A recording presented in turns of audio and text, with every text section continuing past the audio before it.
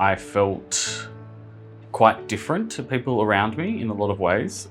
I kind of navigated really intense periods through my childhood and growing up that I just felt quite disconnected from myself and from the world. I had a real crisis point when I was 17 and went into hospital for the first time, which was kind of where I entered into the mental health system. I initially found journaling because it was a way to process things that you can't talk about. It felt like an avenue to be able to kind of think and process and work through stuff in a way that I didn't need anyone else to facilitate it. I saw an ad for a peer worker role. Reading the job description, was really intrigued initially in being able to work with people that have been in kind of familiar dark places to me. I remember so much of the course so vividly. The trainers, Heather and Lorna, the way that they would talk to and about people was transformative. There was something so human in how they talked about people and how they had conversations about negotiating behaviour and boundaries and all of that in a way that it wasn't directive or aggressive. It was kind and gentle. I was obsessed with it. I just loved it. It made so much sense to me. The certificate for in mental health peer work was developed over 10 years ago. It's a nationally accredited program, and it's been really wonderful to have delivered to people with lived experience who are peer workers now and have been working in the sector for some 10 years. And it's been able to lift up the profile of peer workers and have their wisdom inform the work and support of others in their recovery journey. When MHCC developed the nationally recognised training certificate for mental health peer work, I and Peter Ferrugia trained the pilot of that course.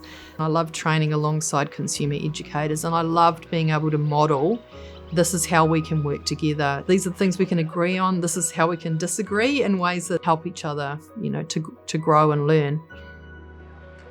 I met Max, we were training the course in Newcastle. Yeah, one of the first things I noticed actually was his enthusiasm and his interest and excitement, and he just soaked it all up. I found that peer work had a lot of the answers for the questions that I was asking. If I'd never come into contact with peer work, I probably would have a very different perspective on what was going on with me and what I needed to do.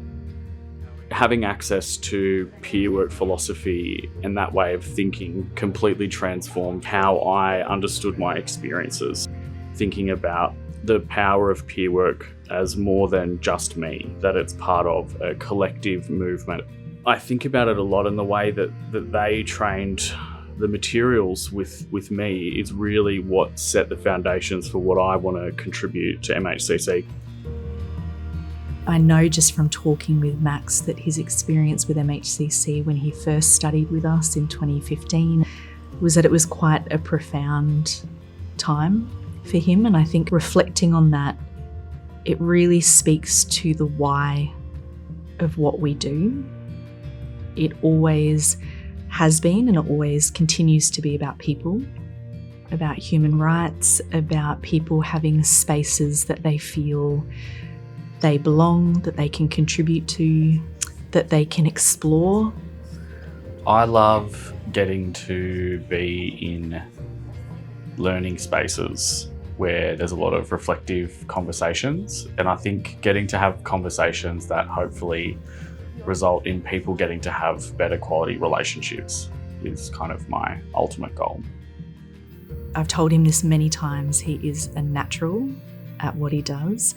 He is a true facilitator at heart. It's because he is people first and he knows his stuff. That's a great example.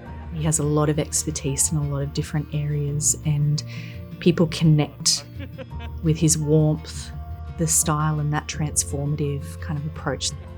It's so wonderful to see Max, who was not only someone who trained in the program and has been a peer worker in his own right and developed and delivered so many different programs, but to now have him come back and be a lived experience trainer within Mental Health Coordinating Council is phenomenal. My hopes and dreams for the Certificate 4 in mental health peer work are that the training represents what people do and it represents the hopes and dreams of the consumer and family carer movements. Transformation.